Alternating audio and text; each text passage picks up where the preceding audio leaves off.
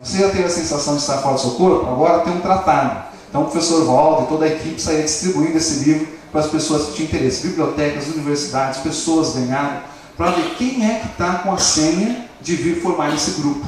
Né? E essa história da projeciologia, ela é muito parecida com a história da própria INVEX e de várias especialidades da conscienciologia. A diferença é que hoje nós temos uma massa crítica, naquela época não existia. Então o professor Waldo falava no vazio, apareceram algumas pessoas, Rio, São Paulo, Porto Alegre, Florianópolis, alguns grupos, e eram aquelas pessoas que tinham que tocar o trabalho. E até então ele fez um trabalho, ele e os amparadores, esperando essa geração chegar. A mesma coisa aconteceu com a INVEX. Ele falava de inversão existencial, ninguém dava sentido. Falava de inversão existencial, ninguém dava sentido. Quando nós chegamos, ele falava de, eu cheguei na época em que ele estava promovendo a inversão existencial. Então só falava de inversão existencial para tudo que era lado. E a gente sempre perguntava para ele, falava, pergunte o que vocês quiserem. Então, lançado a projeciologia, o primeiro de código de ética extrafísica foi lançado no planeta. Escrito, né, 16 propostas, 16 itens práticos, representando a cosmoeticologia. Então veio junto com o Tratado de Projeciologia. Estamos aqui no primeiro Congresso Internacional de Serenologia e no 9º Congresso Internacional de Inversão Existencial com o Marcelo Silva, que fez uma apresentação agora há pouco sobre pacificação íntima através da projetabilidade lúcida. Queria que você falasse um pouco pra gente, Marcelo, sobre o seu trabalho, sobre um resumo do artigo. Sim, o trabalho que eu apresentei, ele fala a respeito do fenômeno da projeção consciente, que é a saída fora do corpo, como uma ferramenta para a pessoa se entender mais, ter contato com consciências mais avançadas, que nós chamamos de amparadores, e a partir desses contatos, ela ter modelos mais evolutivos, mais equilibrados, para que ela possa aprender com isso.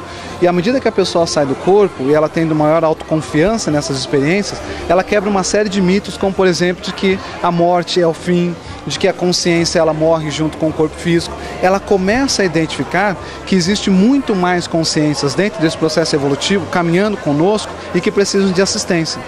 Isso faz com que a pessoa saia da situação egoísta, ou de vítima, ou de pedir para si, e comece a pensar naquelas pessoas que estão muitas vezes ao redor. Pode ser o familiar, pode ser o conhecido, pode ser o vizinho, pode ser uma pessoa que ela não conheça, mas que com o que ela já tem, ela pode assistir.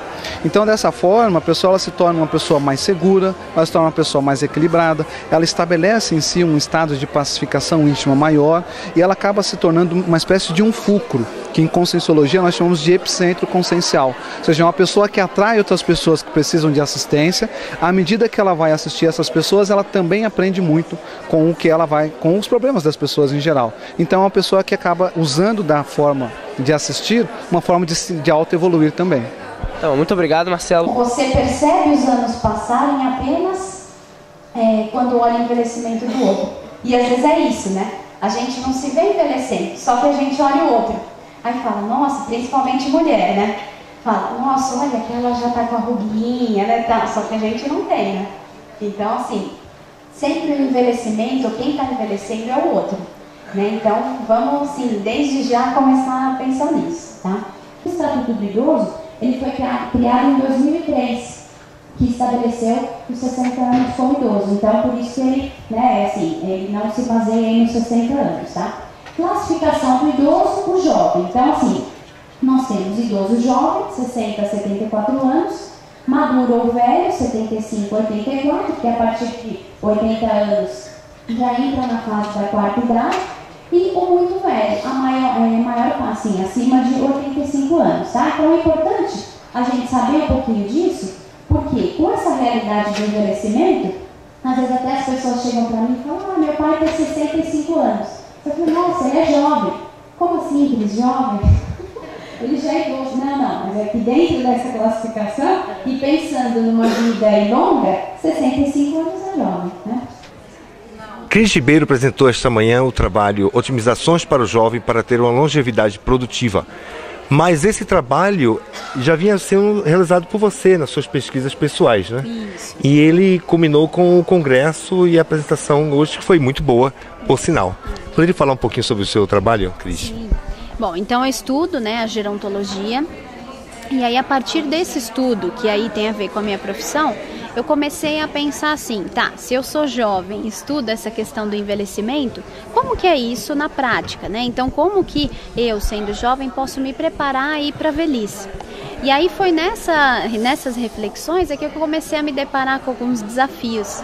Né? Então, por exemplo, jovem, a questão às vezes de ter ansiedade, de querer fazer muitas coisas, a dispersão consciencial, de não ter um foco, né? A questão do imediatismo, que às vezes o jovem não quer esperar, né? Ai, tem que ser aquilo para agora.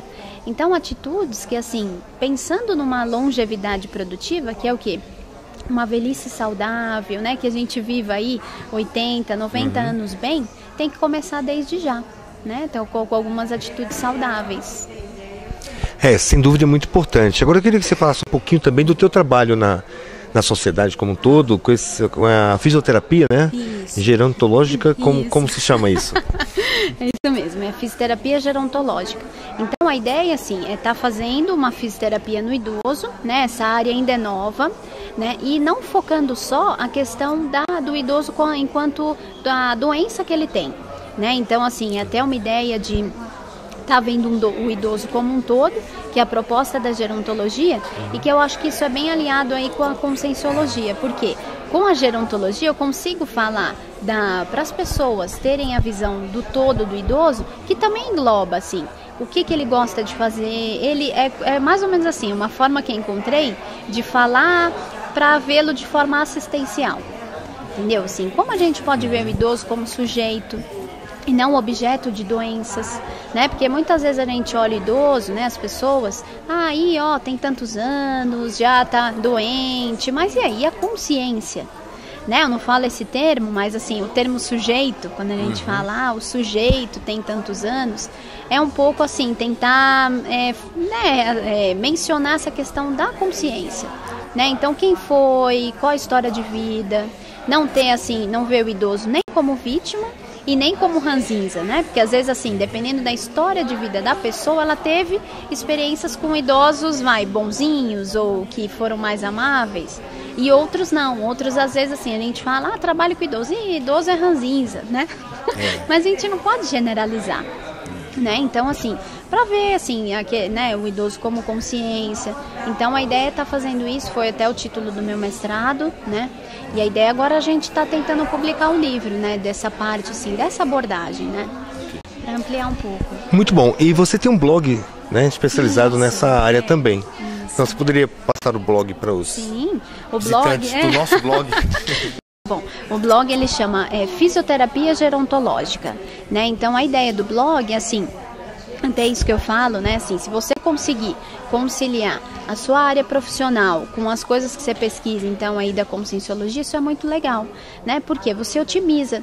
Então no blog, às vezes eu falo sobre projeto de vida na terceira idade, né? Coisas que dá para se usar também né? O que a gente usa na PECS, que eu sou voluntária da PECS, então, né? Tem essa pesquisa aí do projeto de vida.